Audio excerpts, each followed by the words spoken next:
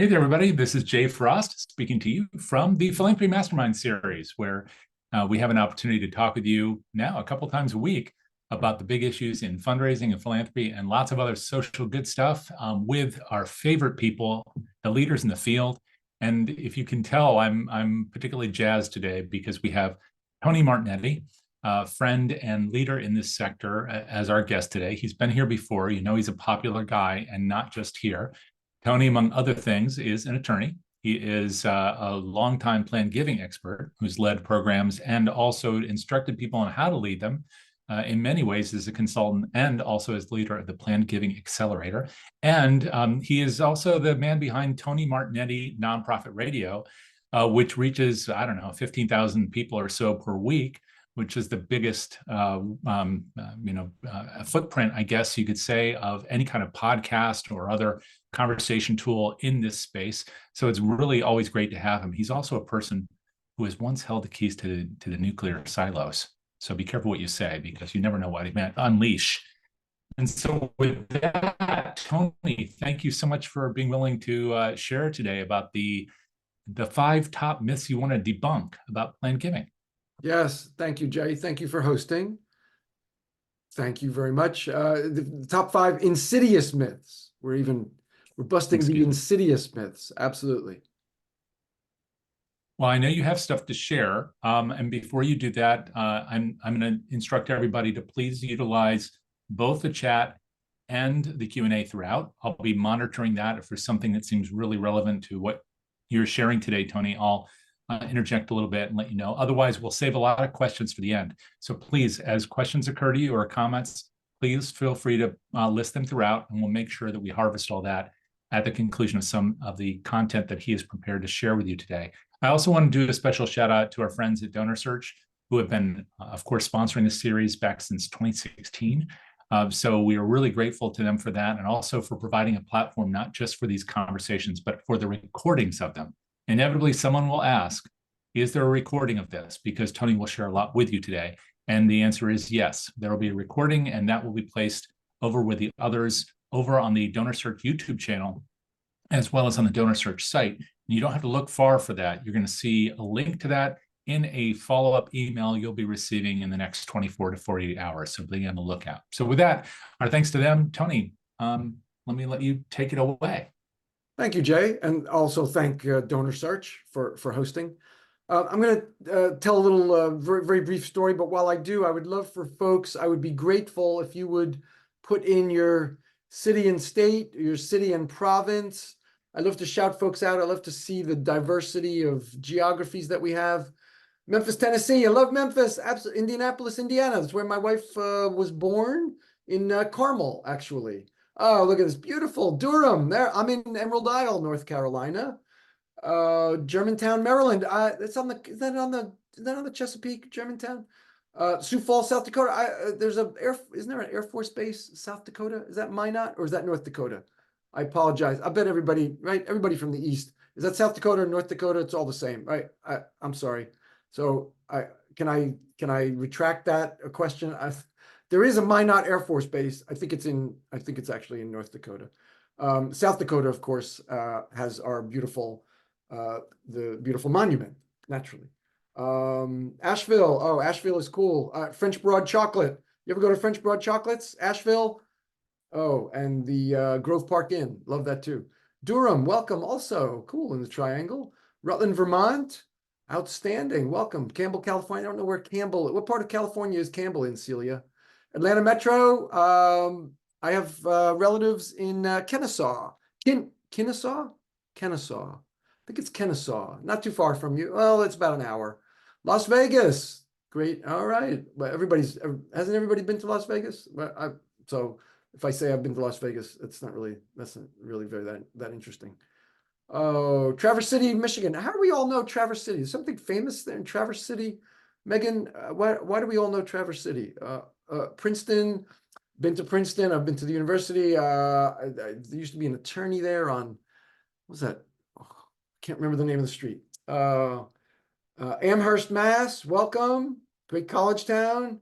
UMass Amherst. Pittsfield, Massachusetts. Is that in the West? I think that for some reason I want to say that's Western Mass. Birmingham, Alabama, welcome in the South. Lansdowne, Virginia. What part of Virginia is Lansdowne? I don't know that. Yeah, I don't know that one. New York, New York. I lived there 10 years. Inwood, Park Terrace East. I live on Park Terrace East, uptown, Inwood. Haddonfield, New Jersey. I grew up in Rutherford. Oh, my goodness. I love it. Portland, Oregon. Oh, PDX. Oh, Dana, you are lucky to live in PDX. I'm going to be there in April for the Nonprofit Technology Conference. Murfreesboro, Tennessee. My wife comes up again. She went to MTSU, Middle Tennessee State University. Murfreesboro, Dana. Yes. Oh, awesome. We got some folks in the north, Toronto in Ontario. Thank you. Welcome, welcome. Campbell is in the Silicon Valley. Thank you very much, Celia. Oh, Traverse City Pie. All right, Jack. Scottsdale, Arizona. Oh, I was at a resort. I believe I was at a resort. I think it was in Scottsdale. Oh, shoot. I'm sorry. I can't remember, Keith. I'm sure I was at a resort in Scottsdale. Syracuse, upstate New York. Ooh, how much cold there? How much cold? MTSU, exactly. Middle Tennessee State University. Thank you, Dana. Yakima, Washington. I love. It's just, how can you not love Yakima? You got to.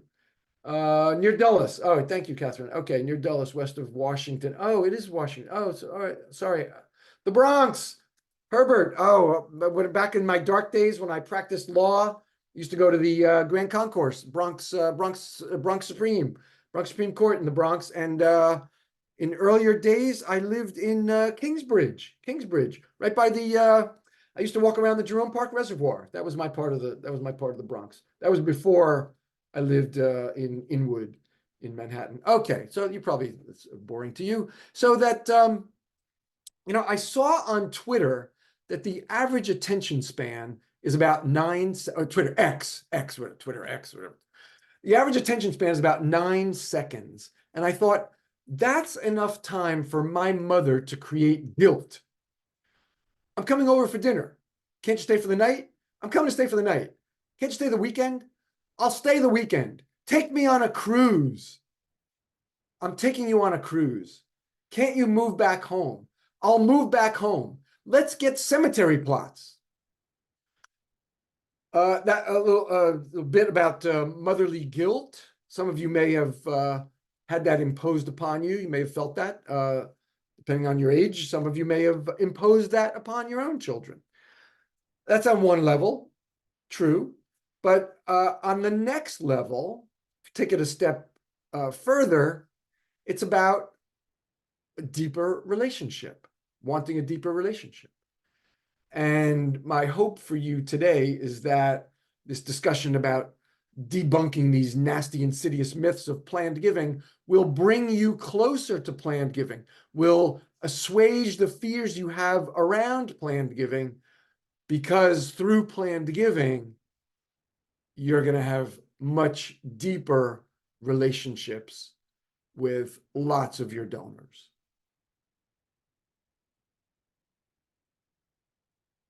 Permit me to share the screen. I'll set this up.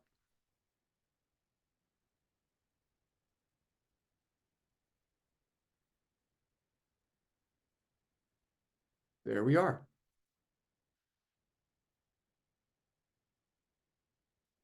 Here's what we're going to talk about. The what and why of planned giving, who your best prospects are. You want to be talking to the right people about this. How to get started. We got some marketing tips for you. Continuing ed, if you'd like to learn more about planned giving, and the all-important Q&A. And of course, on the way, we're going to debunk these hateful, nasty, insidious myths of planned giving. I can't stand them. I despise them. I abhor them. They're bad. So the Q&A, let me just jump back one bullet there.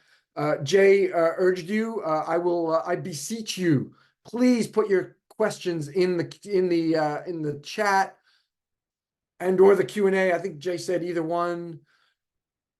Put them in the right place. If you put them in the chat, that's always safe. So the chat, because that puts the focus on what is on your mind. I'm doing the best I can to channel you, what you might be wondering about, but I cannot anticipate everything. So please, please put your questions in the chat. All right, the what and why of planned giving. This is a method of charitable giving that when people are thinking about whether to make this type of gift, they are thinking about how you fit into their long-term plans, their estate plan, their retirement plan, how you fit alongside their wife, husband, partner, children, and grandchildren, and maybe even dear friends sometimes work their way into our long-term plans. How do you fit among those loved ones? So some much deeper factors than your average charitable gift. And for today, the gift that we are going to be focusing on, the planned gift that we are going to be focusing on, this is a gift of cash to your nonprofit at the donor's death. There are other types of gifts that we're not going to be talking about today, but for the one today, that applies. So long-term giving. Why do I suggest that planned giving is valuable for your nonprofit to support your work, your programs? The sustainability of your work and your programs. Your work is important in the community. It's critical in the community. And it's critical that that work continues for decades and generations. Your sustainability. How do we bring about that sustainability? Through your endowment. That's that savings fund, savings account that only the income from gets spent each year. And maybe even not all the income that's earned from that fund each year. Your endowment. If you have zero endowment, don't be discouraged. Harvard University. Where did I see? Okay, we saw Texas. University of Texas. University of Washington, Yakima. New York University. University of Chicago. University of Indiana. IU. They all had zero. University of Ontario. Zero endowment at some time. And now they don't anymore. So if that's where your nonprofit is, that's not to be discouraging. Don't be discouraged. Planned giving can help you start the endowment. If you already have an endowment, planned giving helps you grow it. Why is that? Because so many of these planned gifts are unrestricted, and you can put as much as possible of these unrestricted dollars into your endowment to either get it started or help you grow it.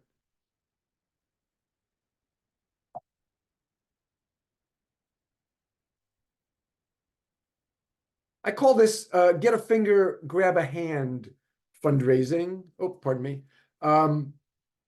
There's a lesson that we can take from these and thousands of other iconic brands that,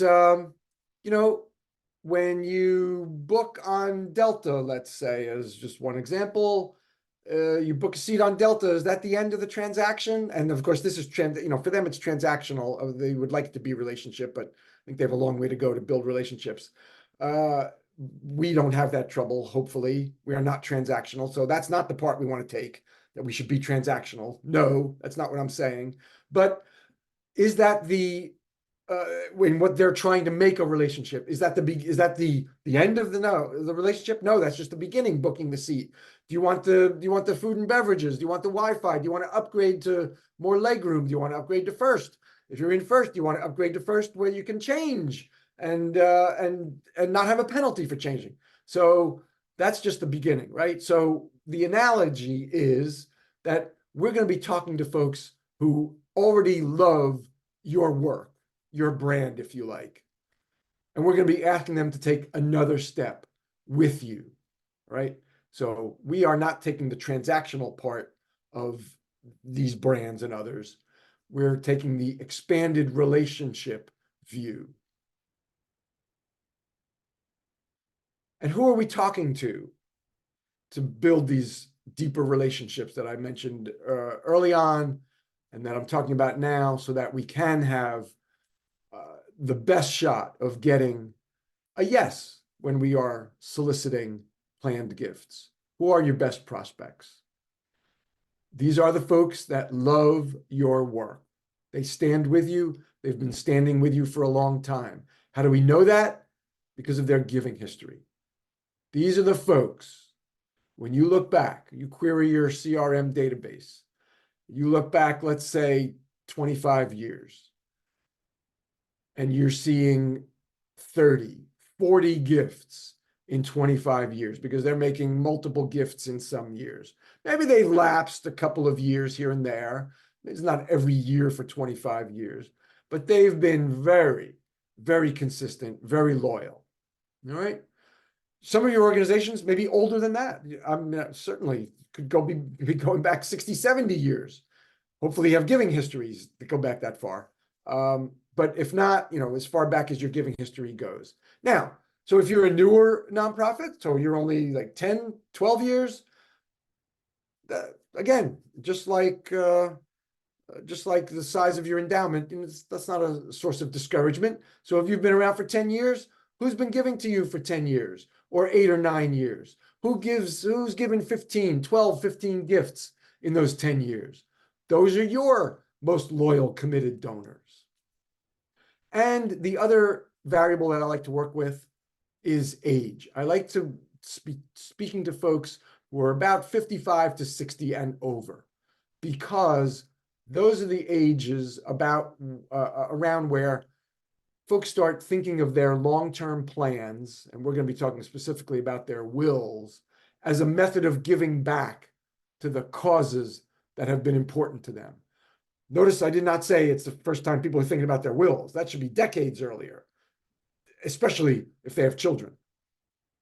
But as a method of giving back, they start thinking of their will as a source of doing that, way of giving to those causes that have been important to them and to their families through their lives. Now, you may not have age in your CRM database. A third reason not to be discouraged: just use giving history as the proxy. If you don't have age in your database, you can still be enormously successful in planned giving. Just use the giving histories that you do have. If you have age, I like to see 55 to 60 and over. And you look to your board for leadership. Naturally, this is a new initiative. Your board should be, I believe, 100% participating, so that everybody on the board has the organization as a beneficiary of a planned gift. Okay. And for the board, I would suspend that 55 to 60.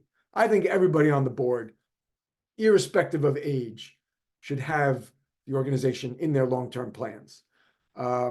If they then leave the board and remove that gift, we have no control over that. But while they're on the board, at least, I like to see 100% participation.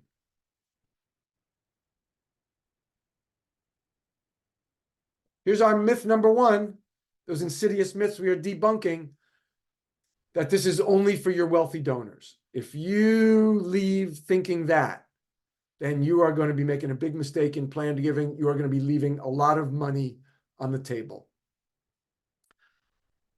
Take note.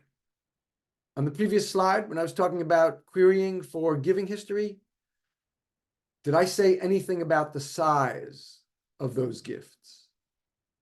I didn't. I don't care if those were $1 gifts, and I'm not exaggerating. I don't care if they were $1 gifts. I don't care if the average gift of the person is $5. I don't care if all they ever gave was $5. Every single gift was $5, and they've done that 15 times in the past 20 years or 10 years. So 15, so before I was saying more gifts than the number of years, even 15 gifts in 20 years, that's pretty darn consistent. I don't care if they were all $5 gifts. Planned giving is ideal for folks who make small gifts. You might prefer to say modest. I just call them small gifts. I'm not commenting on the person's character. They're not small people. They just make small gifts. However you'd like to phrase it. Don't put a minimum gift size on your queries when you're querying for that loyalty and consistency. This is not only for your major donors, by no stretch. Please take that away. This is not too subtle. Is it coming across? Is that slide too subtle? Hopefully not. Hopefully the message is clear there. All right, so how do we get started? What is it we're going to be talking to folks about? What is this planned gift that I recommend that you launch your planned giving program with? It's charitable bequests, also known as gifts in wills. They mean the exact same thing. Charitable bequests are gifts in wills, so that alongside the person's husband, wife, partner, children, grandchildren, maybe dear friends, in that will, there's a gift for your nonprofit right alongside those loved ones. So let's talk some about the features of charitable bequests, why it is that I suggest this is the place to launch your planned giving fundraising.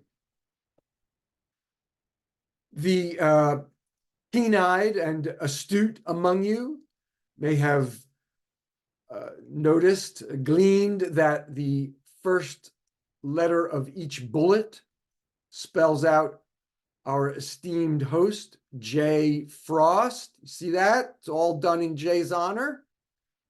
Jay Frost there. All right. If we're not going to have fun doing this, then we're not doing it. That's my theory. So let's talk about the Jay Frost of charitable bequests, gifts and wills. So some things might be worded a little awkwardly, and I had to work around Jay's name. I couldn't just say the average is $35,000 because then we wouldn't have the J in J. So just know that the average is $35,000. That's a U.S. average. I'll bet it's very close to that up in for our northern friends in Canada, equally generous, if not more generous.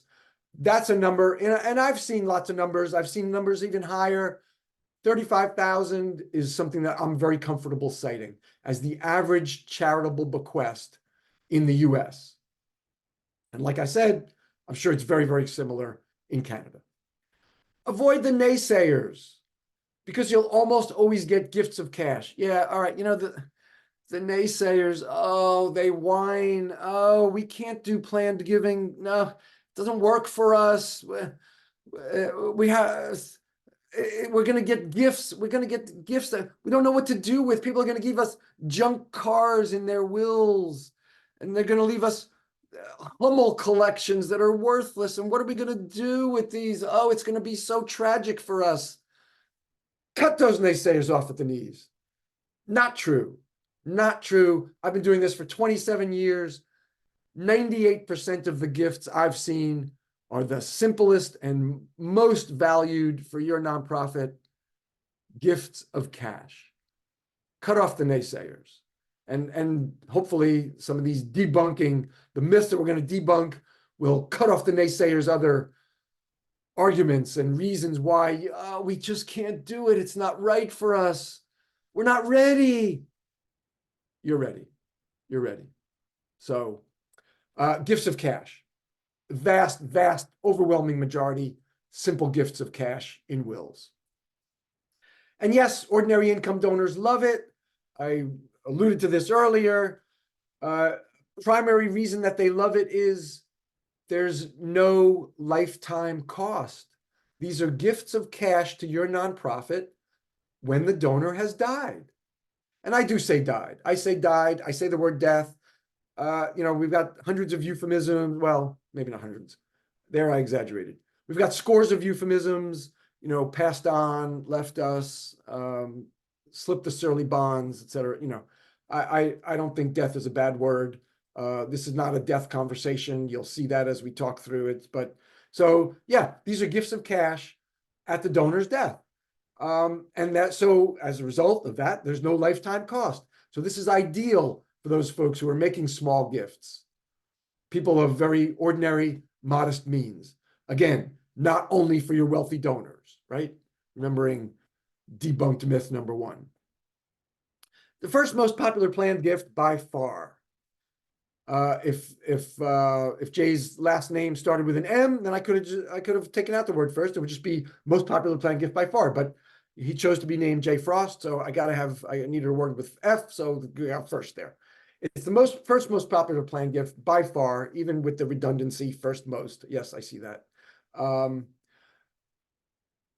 You should expect 75% at least of all the planned gifts that you get to be these simple gifts and wills.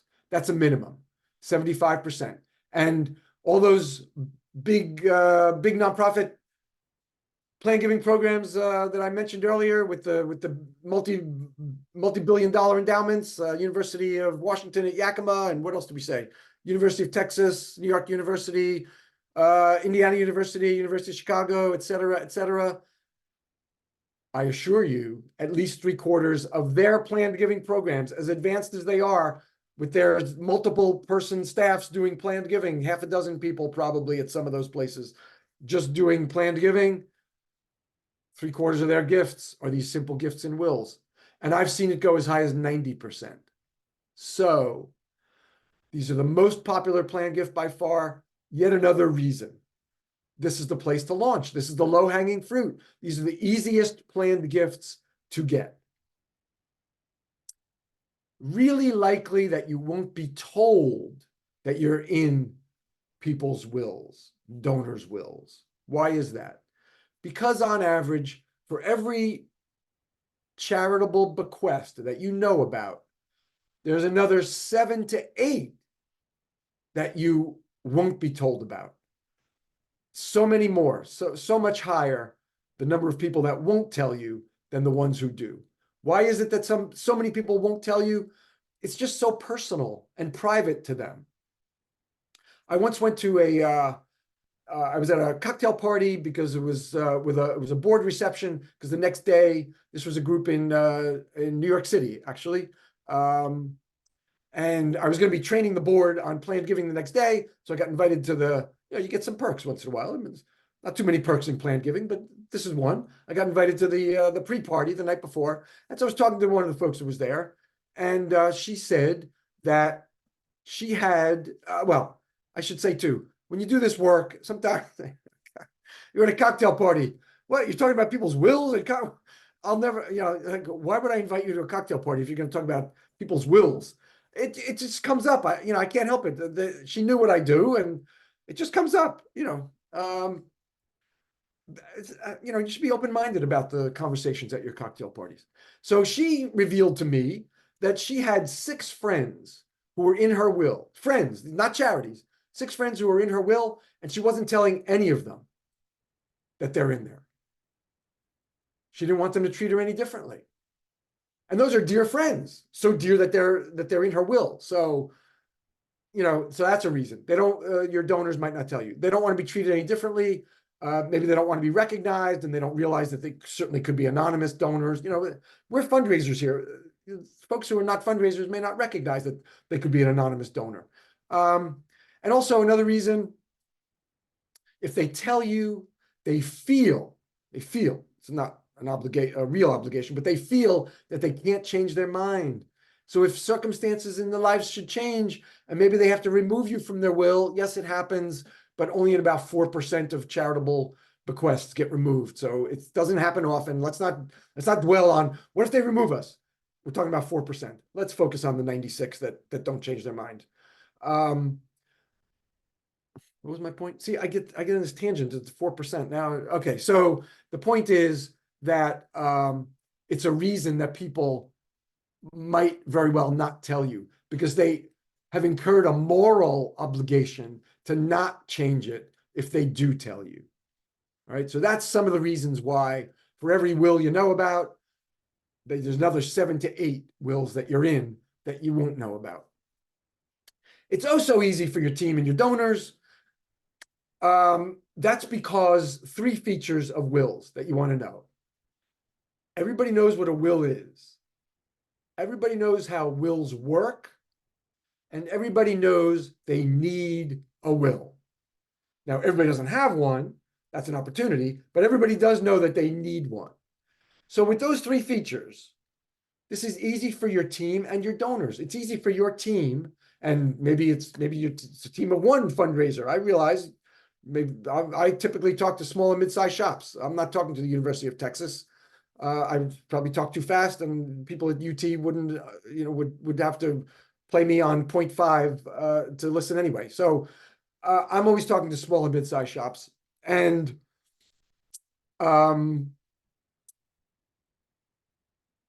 so I lose my track again. So I get off on these tangents with the 0.5. So that you don't have to teach your team about the more sophisticated planned gifts. You don't have to spend like professional development dollars educating your development team, or that's where I was, right? Or it may just be you, on the nuances of charitable remainder unit trusts with net income makeup provisions, which is a real charitable gift. I didn't just make that string of words up. It exists. But you don't have to teach your staff about that. You don't have to learn that yourself, because everybody knows what a will is. Everybody knows how wills work, and everybody knows they need a will.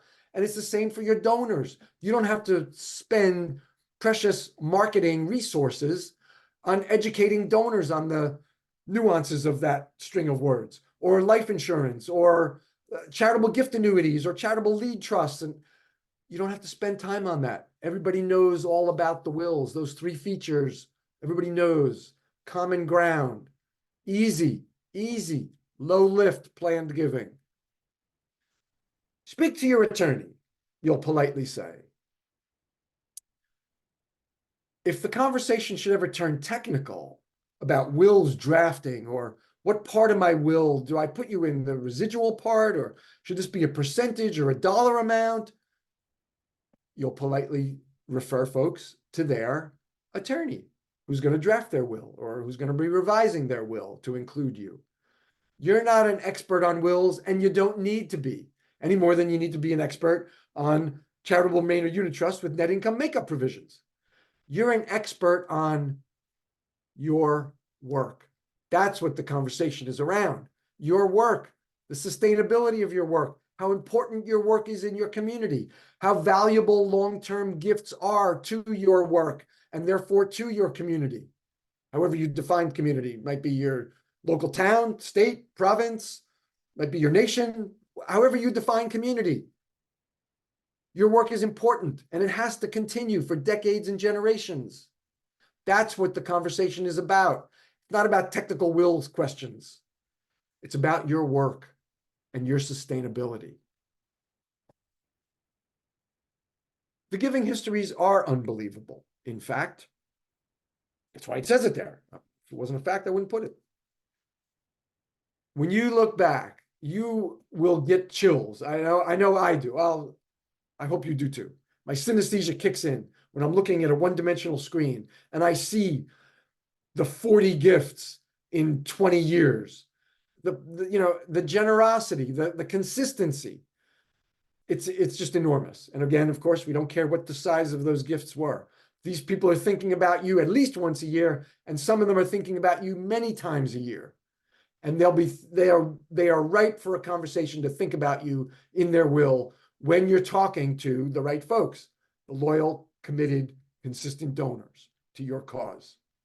So the giving histories really are moving when you look at them, when you start querying. Myth number 2. Oh, the naysayers, you can hear them ringing, the whining voice. We have to offer so many planned gifts. It's going to be so hard for us. We have to learn about the charitable remainder unit trust with net income makeup provisions. Oh my gosh, we'll never survive this. Charitable bequests, gifts and wills. You never, ever, ever need to go beyond that simplest planned gift.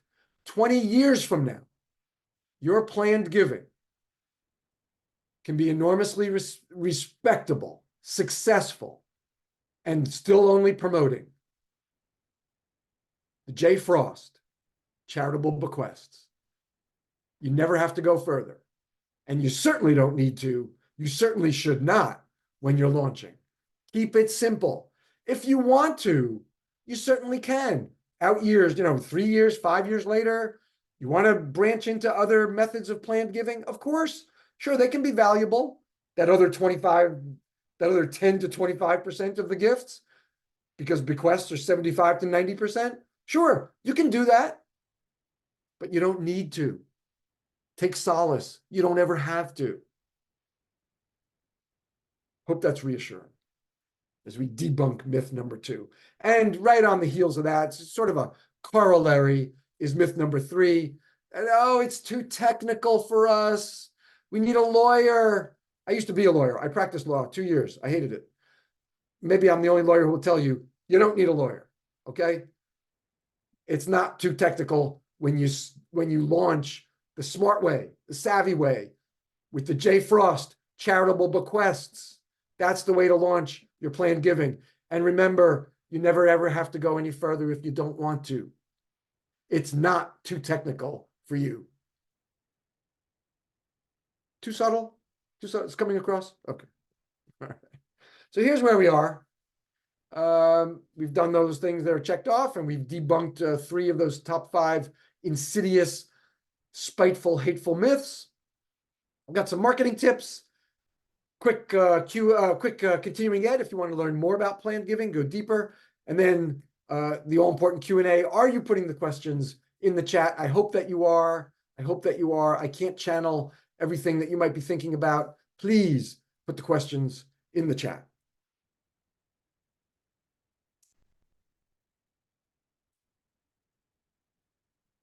The marketing tips, strategies that I'm about to share are all part and parcel of insidious myth number 4.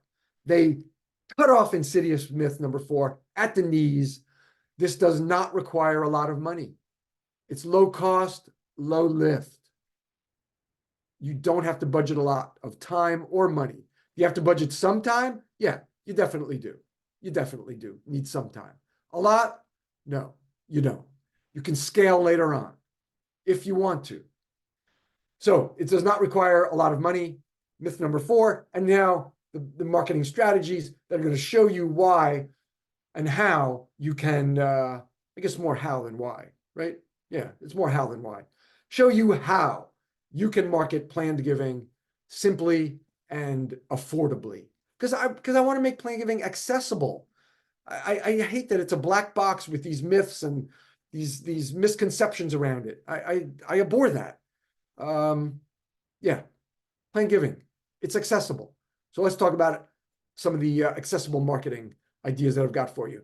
When you have an event coming, if you're drafting the speaking points or whoever's drafting the speaking points, you can contribute a couple of sentences about planned giving. That's all it takes. It doesn't take 5 minutes, maybe takes a minute or so out of the entire program. Along these lines, we're focusing on long-term gifts because we're concerned about our work, concerned about the sustainability of our work. We want our work to be here for a long time, decades and generations. And I know you all do too, because you're here supporting us at whatever the event, this event. It's so easy for you to help, to support our sustainability, because it's easy for you to include us in your will.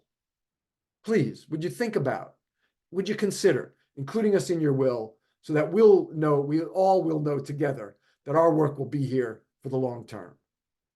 Was that about a minute? I don't know. I wasn't clocking myself. It felt like about 47, 49 seconds to me. So that's it. That's it. There's your speaking points.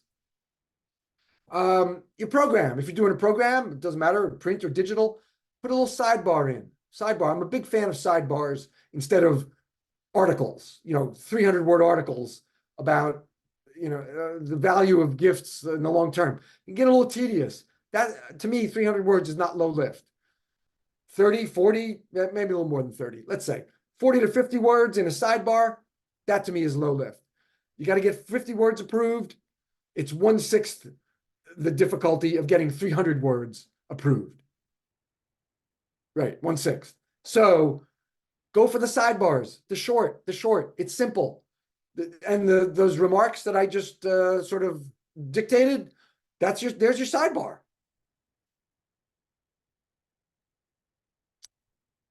In print, okay, so now focusing specifically on print, sidebars look at this. Look at this sidebars of articles. It doesn't make any sense. Sidebars or articles. So that's an egregious mistake right there. So if you get a survey, you want to point this out, that on slide 13, the guy, I can't remember his name, had an egregious spelling error on slide 13. So let's correct that. Sidebars or articles in your newsletter and your annual report. Again, I'm a fan of sidebars, so I would err on that side. I would use sidebars as a default. But if you're tasked to write the 200 to 300 word article, well, then you'll have to do it. You'll have to go through the approval. Good luck. It's not insurmountable, but it's a heck of a lot harder. So, whatever publications you've got, I'm suggesting newsletter, annual report, sidebar. Just repurpose those remarks that I gave you earlier. In your annual report, if you're recognizing donors of other types, right, at different dollar amounts, you may very well do that. I've sat in those meetings. Was she an attorney or a CPA? Or do we have the spelling right? Wait, no. She said don't use the doctor. She doesn't want the MD after her name. I've sat through those, and the mistakes, the annual report still comes with the mistakes, and you'll hear about them, as we all know. So, but if you're doing that exercise for all your other donors, you certainly should do it for your planned giving donors. They deserve that fastidiousness as well. I like how I worked the word fastidiousness in there. It's pretty good. And inviting others, of course, to join your group of planned giving donors. Fastidious. That's a good word. Digital marketing. So again, reuse those sidebars. Hopefully you didn't have to do the article.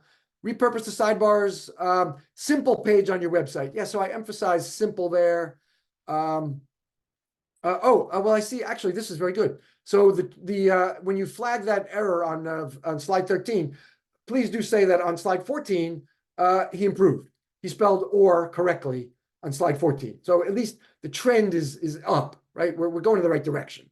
The spelling mistake was not regurgitated. So simple page on your website. Yeah, that's all you need. You don't need these companies that will charge you like $500 or $750 a quarter for planned giving encyclopedias so that people can research the nuances of charitable remainder unit trusts with net income makeup provisions.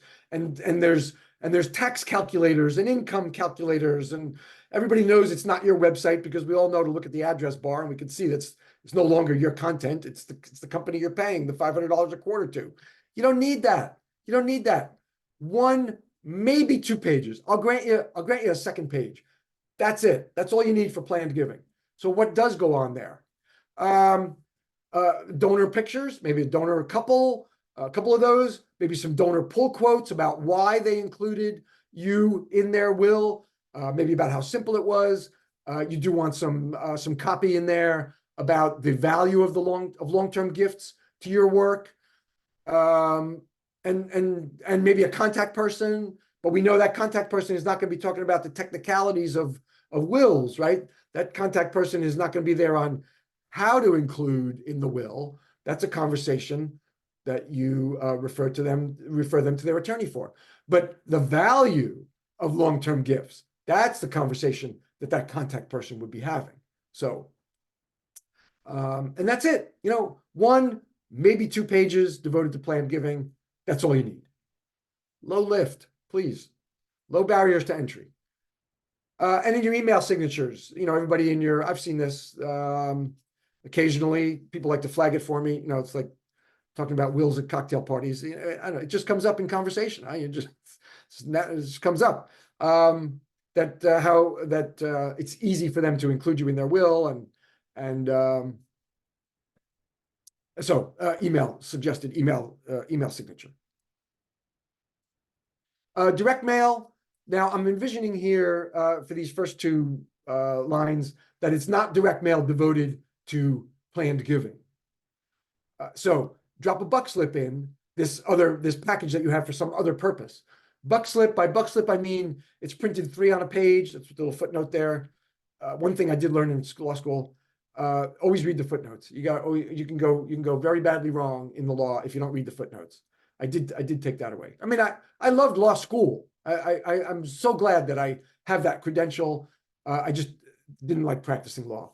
Planned giving, fundraising, much happier way of making a living, which is not at all related to a buck slip, but just a little parenthetical. So the buck slip, the advantage to the 1/3 of a page, you drop it in, doesn't increase your postage costs. You're not putting a whole page in, brochure, booklet. No, no, no. 1/3 of a page goes in that mailing. Maybe a little different color so that calls attention to the buck slip. And again, repurpose that sidebar. Okay, same sidebar goes in. You've already read in. Like I'm 14, my voice cracks like I'm 14 years old, just in puberty. It goes in so that the buck slip is already written. Puberty, very bad time for me. Use your reply envelope flaps for self-selection checkoff. What do I mean here? That next time you order a bulk order of envelopes and the reply envelopes coming back to you. Now, not BREs, not business reply envelopes, because the post office is very particular, fastidious about what goes on BREs. So you can't do it on that. But if you have regular non-business reply envelopes that come back to you, and just have your address, but not the postage. What's that thing? Postage, what's that called? The postage, it's got a name. We'll call it a postage icon. Not that kind. So when next time you do a bulk order of envelopes, on the back flap, put a little check off. You're already ordering the envelopes. I'm not saying order them for planned giving. No, you're already ordering however many envelopes you get. Maybe you get 10,000 at a time. Maybe you only get 500. On the back flap, a little check off. Send me in for information on including your organization's name in my will. There you go. And then when those come back, the person checked it, you've got a planned giving prospect. And then if budget allows, so now this last line, if you can afford, if your budget does allow direct mail devoted to planned giving, then it does do very well. When you're mailing to your committed loyal donors, they open your mail. Your mail is not junk mail for them. Direct mail still does quite well among the audiences that I do direct mail to for clients. So you can be assured that they're opening your mail. If you can do direct mail devoted to planned giving, it succeeds. And our final myth, debunking myth number 5, that planned giving is the naysayers, you can hear them again. No, we can't do it. Can't. It's going to hurt our other fundraising. It's going to kill us. I've been doing this for 27 years. I have seen thousands of examples of people who told the organization that they included the organization in their will, and they increased their other giving. Increased their other giving. Why do people do that? Why? Why would they? They just put you alongside their husband, wife, partner, children, grandchildren, dear friends. They love you that much. They feel so much closer to you because they've taken this step with you. And they increase their other giving. Well, you might say, Tony Martignetti, what was that guy's name again? I can't, something Italian. He's got, it's 27 years. Okay, I'll give him that. Anecdotes. He's got, all he's got is a little over a quarter century of anecdotes. It's worthless anecdotes. Okay. Then I refer you to the quantitative research of Professor Russell James at Texas Tech University. I know we have at least one person from Texas. Professor Russell James, Texas Tech University. His research body is planned giving fundraising. He has research that shows at a minimum 75% of people who tell actually, it's an average, not a minimum. I want to get this straight. Average across all the nonprofits that he surveyed, average 75% of people who told the charity that they were in their will increased their other giving to that charity. I can't make it any plainer. I've got 27 years of anecdotes. I've got Professor James. Okay? Cut the naysayers off when they tell you that it's going to hurt your other fundraising. They're mistaken. So this is where we've been. We debunked those top 5 insidious myths. I hate them. A bore. I spend a little time on continuing ed. It's just one slide of if you want to go a little deeper. And then the Q&A, I see chat. Okay, I hope that's good. I hope that means we got some questions, because if you have Qs, I have As. If you read books, if you like hardcover books, because I don't think this is digital, it's too old. But one of the values of basic plan giving is that it hardly ever changes. So this book, Plan Giving Simplified by Robert Sharp Sr., very good. Very consistent with, well, it's got simplified in the title, right? No need to say more. And that's a good book. I have a free how-to guide. Simple download. It'll go deeper into some of the subjects that we've talked about today. If you would like to get that how-to guide, just snap the QR code right there. It'll bring you right to the page. You'll have it instantly. If your phone, for some reason, you don't have a QR scanner, you can use that little URL, tony.ma/guide. But I think everybody has but just in case, you can get my how-to guide. Like I said, a little more detail. And I also, if you want to go deeper in detail, work with me closer. Plan Giving Accelerator. Jay mentioned it earlier. It's over 3 months. The next class is March, April, and May. 3 months will be done by Memorial Day. So no impinging on your summer plans. And I will guide you and your classmates through the process of launching planned giving at your nonprofit step by step. We meet 1 hour a week on Zoom. And the meetings are, in fact, meetings on Zoom. So everybody talks. There's a lot of crosstalk.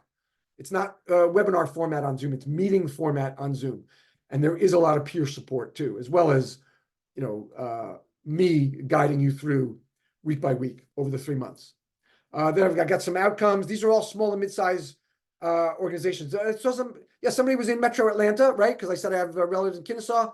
Humane, that $4.5 million, that is the Humane Society of, no, it's not Atlanta and it's not Augusta.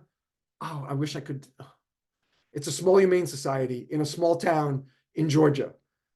Athens area. Athens, Georgia. Over $4.5 million. She's an alum of Plan Giving Accelerator. $250,000. That was an organization outside Chicago, Illinois. 5 new board gifts. That was, they briefed their board on planned giving the way I taught, and 5 members stood up and either said they'd already done it or that they would. 5 new board gifts, right in the briefing. Unbelievable. So if you would like information about that, it's at plangivingaccelerator.com. And if you use that code, there's Jay Frost. Look at him. There he appears again. A little overexposed. That's enough, Jay Frost. Overexposed is bad. But if you use that code, JFrost1500, you can get a $1,500 discount off the accelerator tuition in the month of January. So all the info is at that site, plangivingaccelerator.com. Save that code if you end up joining, and you'll get a discount. There we are, Jay. You've been mentioning my name so many times. I didn't know you were actually. Yeah, I did say it again. I said you were overexposed. And I said, well, all right, that's the last time. So I'll just say thank you. Hello, host. Host, are there any questions for? Well, yes, and Tony, if you would make your screen or stop sharing that, yes, it'd be awesome. And then we can see you. And I'm sure we'll have some questions. So let me go ahead and grab those. I know we had one earlier from Amber, who had said, do you have any suggestions for how to find out from current donors if they have included us in their planned giving? Yeah, Amber, thank you for that question. From your current donors, well, it's going to depend on the relationship, Amber. If you know them well enough, and you have phone calls with them or face-to-face meetings or Zoom, whatever. I would open the door by saying that we're now focusing on long-term gifts because we realize how important our sustainability is for the community. We're encouraging gifts and wills. I guess I would broach it as, is that something you would consider? And because then you've laid a solicitation out. Now, I'm not saying that's the first minute of your call or your meeting, naturally, but when you are having these conversations, that's the way to open the door. And then the person, of course, would tell you they've already done it, or they haven't, but they would consider it, Or, you have to consider the possibility, Amber, too, that they would say, no, I love you, but not that much. And that's okay. Then they're no longer a plan giving prospect, but they're still a donor to you. So that's the way I think I would do it. And then in face-to-face meetings and calls, et cetera, for the folks you have close relationships with. For the folks you don't know that well, but you're approaching them by mail or digital, a simple reply. I've already included your organization in my will or my long-term plan if you wanted to go broader, but will would be just fine. So you're giving folks an opportunity to check off and self-identify that they've already done it, that method. And I don't know that we have other questions right now, but I know I have a couple. But I also wanted to point out that we've been collecting Tonyisms during the presentation. Well, that's not fair. Oh, no, actually, it is fair. I love it. So there are a whole bunch of them. Frost become a Tony? Oh, really? Okay, go ahead. Oh, yeah, I mean, and by the way, Indicia Indicia, I don't know how to pronounce that, for postage. You were asking about what it is on the envelope, and we had responses to that. Oh, it's an Indicia. Excellent. Who was that? Who said Indicia? It was Alicia and Heather, both had Props. that. Alicia and Heather, yes, Indicia. They knew. Exactly. Thank you. All right. And Alicia rhymes with Indicia, so that's really good. And so one thing I wanted to ask you is about, how you kept talking about make it short. And Alicia, you should get a tattoo. Alicia should get a tattoo with an Indicia. Why did you choose that? It's my Indicia. Okay, sorry, Alicia. So you kept talking about sidebars, which is another Tonyism, but of these 40 to 50 words max, and I know what you mean. Yeah. There's only so much you can fit on a third of a page. That makes sense, but I'm wondering if that's true of virtually anything. I mean, so and what kind of follow-up you'd have to something like that. So for example, you said from the stage you could say something that was less than 30 seconds. Is there a way that people can then automatically opt in, respond, express interest at an event or something else? So there's a form right there handy, or something digital so they can do something much like we're doing here with QR codes? Sure, you could do that. That's the very tech savvy way of doing it. Another way would be at the event. By the way, I believe it was not 30 seconds. I'm quite certain it was 47. You could say, there's Jay. There's Jay. Jay's back in the back of the room. In the corner. Nursing his glass of milk, and so you could talk to Jay afterwards. That would be another way of. But I mean, I like the high tech way too. That's very good. If you had something at the that they could scan, or the low tech way to piggyback on your idea would be there's a little form maybe on the tables with little golf pencils. That's as far as I'm comfortable talking about golf. I don't really know much about sports at all, and I think it's golf that has the pencils, right? Miniature golf, definitely, yeah. Miniature golf. Down here in the South, I'm in North Carolina. We call it, they, I don't know, should I say they still? Probably. I don't really think I fit in. Putt-putt golf. It's putt-putt golf down here. Putt-putt, yeah. Putt-putt, yeah. See, I call it miniature golf. So, see, I told you I don't fit in. And if people sign up today with J Frost 1500, do they get a free round of the putt-putt? No, you're pushing the bounds. Oh, somebody asked where in North Carolina. Dennis, Emerald Isle, a little beach town. If I look over here, I can see the ocean. I have the ocean right across the street from me in Emerald Isle, North Carolina. Okay, now I'm back to you. No, it's good. Actually, talking with people directly like this is very refreshing, but it also means that you need the questions in order to make that work. Yeah, so right now, and you've given us a lot of information, so I'm sure people are digesting it. But that's another point of why you've done the accelerator. So I'm not advertising that, but I do want to point out that you said that that's done in a Zoom conversation format, which is great, because we love doing these webinars, but we can't pull everybody up on the screen with us. Yeah. And that's, so if you do it with a smaller group, what's the net benefit? How do people then interact and get their juices flowing and end up building these programs?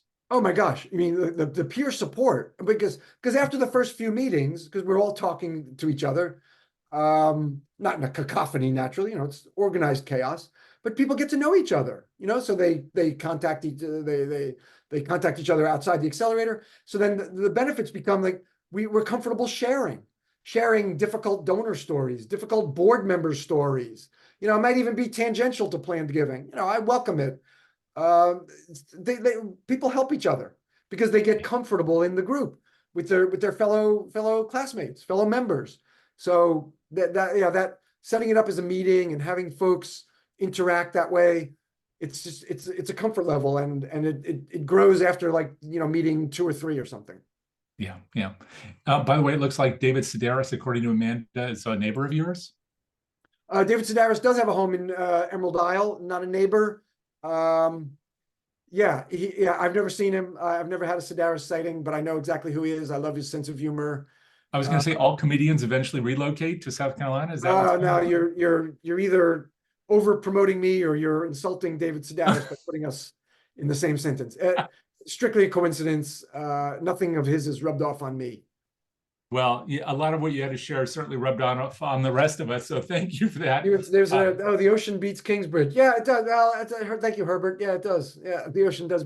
Kingsbridge has nice parks, though. In that reservoir, that was nice, but the reservoir is not as big as the ocean. Do we have any more questions? Oh, we're out of time. Oh, are we? We're out of time and out of questions for the moment. But if people want to reach out to you, Tony, and just continue to learn from you or interact with you or hear more Tonyisms, how can they best reach you? I would say best way, LinkedIn. I'm certainly on LinkedIn. Love to connect with you on LinkedIn. Be happy to do that. Send an invite. I'd love to. Or you could use the contact page at plantogivingaccelerator.com. Great. Okay, we'll put that in the chat as well. So everybody take a look for that right now. And if you stay tuned, you'll be able to see a little QR code so you can learn more about your donors as well and see our entire schedule for conversations like this one. I know, Tony, we talked about you're coming back towards the end of the year, so we'll have that in the calendar before too long. But we've got at least 2 sessions coming up next week and a new podcast episode dropping tomorrow. So I hope you'll check out all of that. But today, our thanks to Tony for sitting in and both entertaining and informing us as always, and to all of you for hanging out today on a nice, beautiful Thursday. We'll look forward to seeing you next time. And but stick around, pull out your phones for the QR codes. Thanks, everybody. Next Tuesday. Thanks, everybody. Another QR code. That's QR code number 2. So high tech here. So high We're tech. collectors.